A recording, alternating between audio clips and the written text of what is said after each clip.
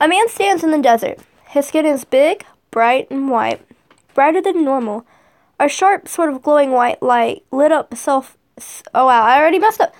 It's cellophane. I don't think that's how you say it. I've heard that word before, so I don't think that's how you say it. It's not cellophane, or at least I don't think it's pronounced that way. We'll see. This is the past to his present, and he is not human. Across many sand dunes, a line of camels walks slowly. I'm pretty sure that's not how you spell camels, but okay. Slowly towards the sun. They are burdened down by packs and dark-skinned riders. These men have porous skin that sweats, and long black whiskey beards, and dark eyes, and they are human. There are women with them, hidden, perhaps less than human, perhaps more. The man is waiting for them, and although he could quickly traverse the distance, he does not feel like going to meet the dark-skinned men. He is resigned to wait for them here. A line of footprints travels directly across his path. The shadows in them crystallize, edges crumbling, punch into the smooth dune, ragged dark black holes. It travels the width of the desert in a perfectly straight line. I was making sure I'm following the story. The Arab men reach him. Their camels spit and flip their lips at the stranger. The men stare, and one of them jumps off his camel. He is a young boy, the son of the leader. He runs up to the stranger, stares at him long in the face. What are these? The stranger points. It is a crutch gesture with a crooked knuckle. Pointing down at the sand, the line of footprints stretches atrociously out into infinity, punching holes in the desert's smooth skin abomination. The young man looks at them and opens his mouth. They are a bad omen. You are not from here. Who are you? Explain. The young man's mind churns chaotically. It has been a long time since he has come into contact with men, and the stranger who looks like a man but is not finds it unpleasant and sickening to sort these random thoughts. It gives a sense of vertigo. The story is there. I have never seen someone run like that across the desert Across the desert, wow. I'm sorry, guys. I know I'm stuck at reading, but I'm really trying. In a straight line, she ran as if something worse than hell were following her. But nothing was, only the night. And in the Sahara, night is freezing cold. Or Sahara. I don't know. I think that's a word that people pronounce differently. One of the two. Anyone in their right mind would pitch a camp and try to sleep, but still she kept running. She had no camp. She had no pack, no weapon, no water skin that I saw. I thought she was a desert spirit. I thought I was going mad, that my eyes were making things up. A hallucination. A what? Never mind.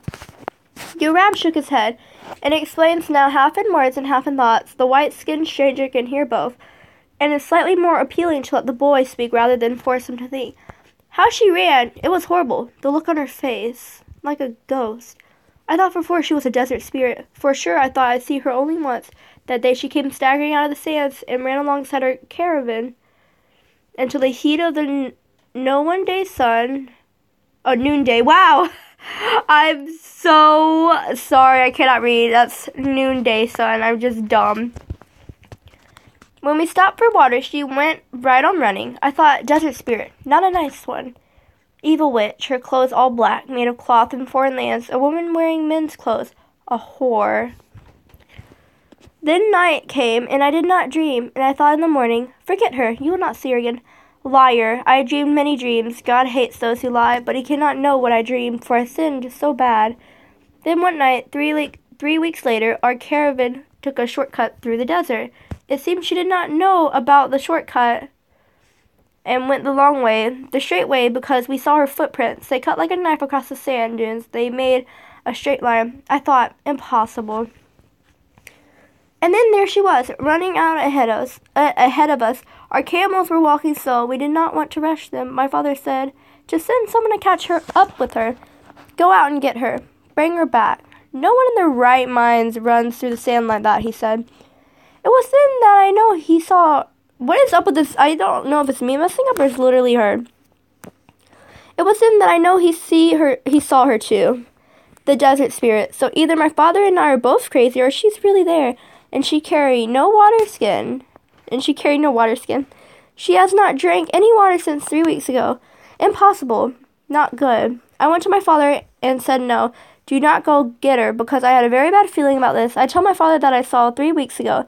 At first he does not believe me, but I tell him more, and finally he acknowledges there is something wrong. Maybe we should not send a rider to go get the floundering girl. And I watch her weave and stagger, but still somehow her feet fall straight, and she's cutting a line through our desert, only slower and slower. I want her to die. I want the heat of the sun to burn her up, so I don't see her in my dreams anymore. So we leave her there. Slowly, our caravan passes her. She's running slower and slower, you see, like she was growing tired. My camel finally passes her. Wow, you need that language. I see her face. There's dread. Only dread. And in the pit of my stomach, there is so much fear. I do not want to know what she's running from. I want only to see her go far away. Never come near me or my father or my family again. You said nothing followed her? No, nothing. Only the night. Did she speak? No. The young man is lying. In his memory, the stranger hears a last-second cry as the girl falls down.